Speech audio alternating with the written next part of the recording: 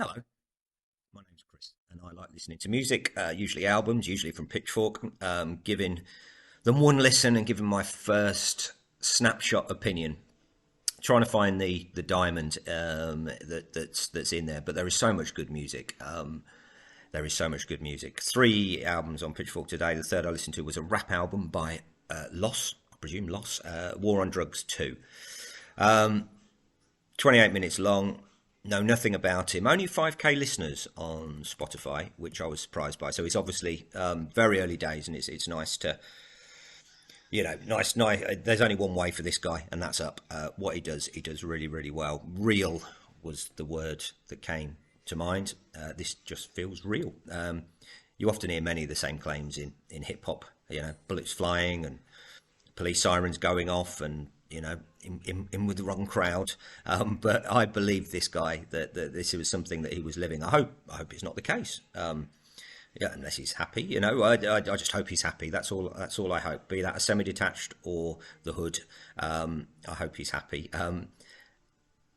First two tracks are the same sample, same beat. One of which is sort of an intro. The next one's was a rap over it, and it is a good old sample. It's a really strong opener that has a fantastic hook. Track three is good, but not quite as good. Maybe missing that hook. But I am loving his style. I am loving his flow. I'm loving the way he speaks. More in the mumbly side. V's is a recent comparison. But I think this album's up and down enough to be interesting. It all goes a little bit more experimental in the next track, for example. Nice to see that bit of jump around. Sometimes it's quite old school, but it could be from 15 years ago, and you wouldn't be surprised. But there's the odd bit that's thrown in, and you think, oh yeah, that's up to date. It was just a good hip hop journey. It really had all elements. I remember all styles sort of coming in there, but working together as if they were the same style.